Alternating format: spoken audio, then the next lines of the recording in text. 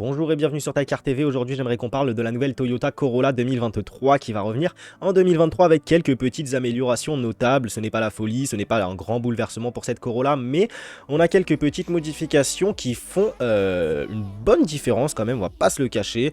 Elle revient notamment avec quelques petites modifications esthétiques, c'est très léger mais c'est notable, avec des technologies un petit peu modernisées et surtout des moteurs, ces moteurs hybrides gonflés, le 1,8 litre et les 2 litres, vraiment un peu plus gonflés. Vous voyez cette version GR Sport, vraiment grand bouleversement. On a 3 sorties de pot, 2 sorties de pot de chaque côté plus une sortie de pot centrale. C'est vraiment la folie, on va pas se le cacher, ça fait longtemps qu'on n'avait pas vu ça dans l'automobile, clairement. Le 1,8 litre passe de 122 à 140 chevaux, on gagne donc 18 chevaux. Et le moteur 2 litres passe de 184 à 196 chevaux, on gagne donc 12 chevaux. Franchement, ça fait une bonne différence, on va pas se le cacher. Et puis, ça réduit considérablement leur 0 à 100. On va tout voir dans cette vidéo. Avant de commencer, n'hésitez pas à vous abonner si vous voulez être informé des dernières pépites et exclusivités sur l'actualité automobile. Et n'hésitez pas également à lâcher votre like, ça fait toujours extrêmement plaisir. Cette Corolla, avec 12 générations et plus de 50 millions d'unités vendues dans le monde, la Toyota Corolla est un modèle d'une importance vitale pour Toyota, alors qu'il est aujourd'hui le leader incontesté du segment C hybride électrique où il détient 56% des parts. Toyota a souhaité lui donner une mise à jour majeure pour 2023. Ouais, majeure, bon, j'irai pas jusqu'à là, mais oui, ça fait quand même la différence, hein, surtout sur ces moteurs, et je pense que du coup, les prochains véhicules Toyota sortiront avec ces moteurs un peu plus gonflés, tout simplement. Et ça fait plaisir, clairement. La Corolla, c'est un modèle qui s'est taillé une place parmi les voitures les plus vendues de l'histoire. En Europe, elle avait muté sous le nom de Auris pendant un certain temps, mais Toyota est vite revenu à l'appellation Corolla, et ils ont raison, clairement. Légère mise à jour extérieure, du coup, on a un nouveau maillage sur la calandre. C'est pas... ça fait la diff, franchement, ça fait la diff, c'est bien plus moderne, on va pas se le cacher. On a des anti-brouillards biseautés et de nouvelles jantes en alliage. Là, on est sur des versions US, c'est pour ça que vous avez les feux US orange sur le côté là, des phares avant. Voilà, on n'a pas ça en France. Hein. Sinon, les versions 5 portes et Touring Sport ont de nouveaux phares B-LED. 3 nouvelles couleurs, Florida Blue pour la Corolla et pour la Touring Sport. Mediterranean Blue pour Corolla Sedan et Graphite Grey. Bon, la Sedan, c'est pas pour la France. Disponible pour, et le Graphite Grey pardon, disponible pour tous les types de carrosserie. À l'intérieur, on a essentiellement de nouveaux graphismes sur les écrans intérieurs. Le nouvel écran multimédia mesure 10,5 pouces et présente des graphismes en haute définition pour éviter les reflets de la lumière. Il dispose d'un mécanisme anti-éblouissement qui garantit une excellente visibilité dans presque toutes les conditions d'éclairage. C'est des petits plus qui font la différence, écoutez, c'est bon à prendre, hein, on va pas se plaindre, j'ai envie de dire. Les versions intermédiaires et supérieures disposent d'un tableau de bord numérique de 12,3 pouces qui peut être personnalisé selon les préférences du conducteur dans 4 modes distincts, Casual, Smart, Sport et Tows. Modèle renouvelé, plus de puissance et de raffinement.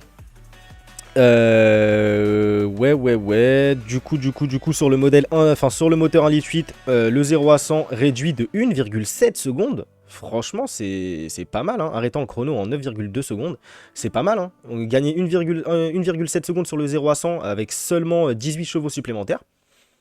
C'est tout béné, on va pas se le cacher, bien joué Toyota. Et sur le 2 litres, on gagne une demi-seconde pour le 0 à 100. Le chrono s'arrête donc en 7,7 secondes pour ce 0 à 100, 7,5 secondes. Au volant, plus de douceur et moins de vibrations. Et B, c'est cool, c'est vraiment cool, on va pas se le cacher, c'est bon à prendre. Et le ticket d'entrée pour cette Corolla débutera à 31 400 €. Personnellement, je l'aime beaucoup cette Corolla, avec toute cette petite... J'avais même failli craquer sur cette Corolla, hein. À l'époque, j'avais hésité... Elle est belle cette nouvelle calandre, hein. Elle est vraiment belle, hein. Elle est vraiment belle. J'avais hésité entre le CHR et la Corolla, j'étais parti sur le CHR. Franchement, si c'est à refaire, je partirai sur la Corolla, qui à mon avis est bien plus aérodynamique que le CHR. Et franchement, niveau design extérieur, j'ai un petit coup de cœur sur cette Corolla, clairement, je l'aime beaucoup. Dites-moi ce que vous en pensez. Niveau 3 quarts avant, là, on est sur la GR Sport. Mais bon, ça change, ça diffère pas énormément des versions normales. 3 quarts avant, ben, moi, je l'ai toujours bien aimé. Peut-être un petit peu trop affiné, ce capot. Bon, après, quand vous l'avez dans le rétro, elle fait quand même plutôt large. Et elle est vraiment reconnaissable. Elle a une signature lumineuse qui vous en met plein les yeux. Clairement, elle est vraiment très reconnaissable de loin, cette Corolla.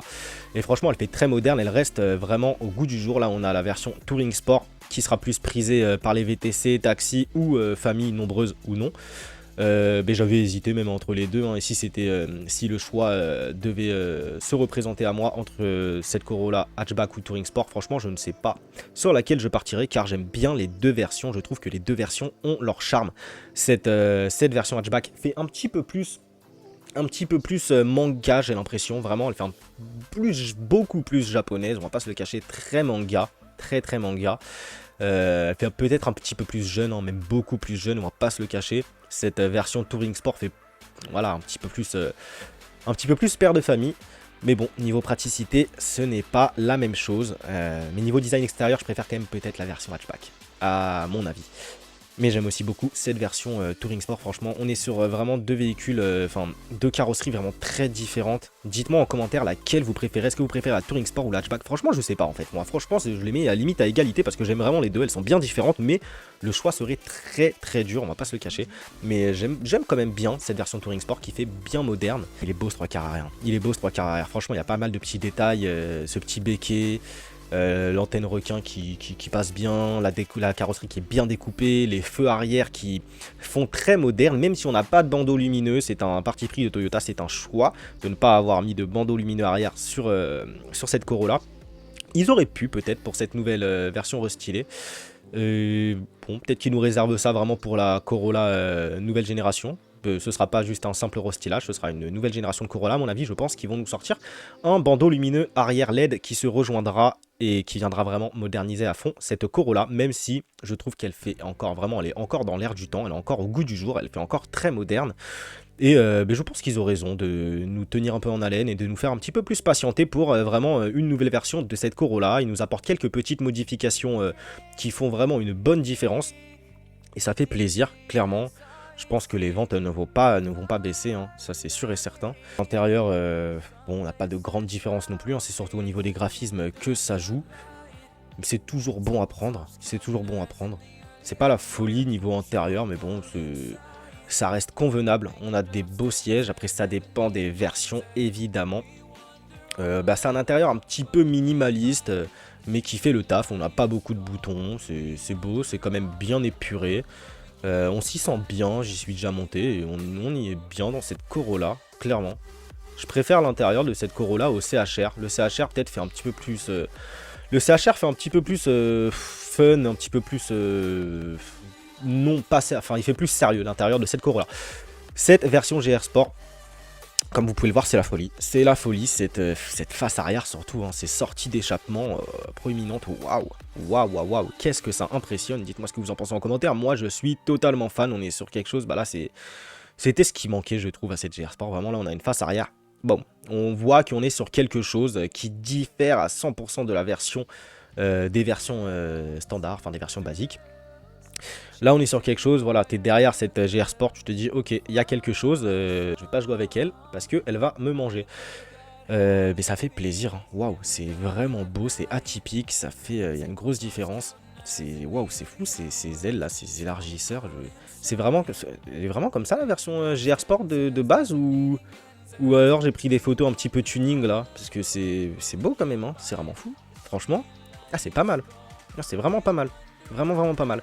À l'intérieur, on a des petits détails comme des logos GR là sur le volant, comme vous pouvez le voir en dessous du rond là du volant, du noyau central du volant. On a des petits brodages GR. Ouais, pourquoi pas. Magnifique ces sorties d'échappement, on va pas se le cacher. Vraiment magnifique. Ouais. Mais écoutez, dites-moi ce que vous en pensez de cette Toyota Corolla un petit peu restylée, hein. On peut dire restylée, mais bon, pour moi, c'est un restylage vraiment mineur. Moi je la trouve vraiment très belle, hein. Tout concorde, franchement, tout est en concordance, il n'y a rien de choquant sur cette Corolla. Elle va continuer son épopée, elle va continuer sur sa lancée, elle va continuer à bien se vendre, à en intéresser beaucoup, surtout les professionnels de la route, évidemment, hein. La plupart des Corolla que je vois, enfin En tout cas, Touring Sport, c'est surtout des VTC et taxi. Bon, pour les versions hatchback, c'est surtout des particuliers parce que bon, elle plaît aussi beaucoup cette version hatchback, on va pas se le cacher. Puis surtout niveau fiabilité, bah, on reste chez Toyota. Toyota Lexus niveau fiabilité, en tout cas sur leur moteur hybride. Ce n'est pas le cas des électriques malheureusement, mais niveau hybride, on est vraiment good chez Toyota. Écoutez, cette vidéo touche à sa fin, n'hésitez pas à vous abonner, à liker, dites-moi tout ce que vous en pensez en commentaire. On se retrouve très vite pour une prochaine vidéo, c'était Tykar, portez-vous bien, ciao bye.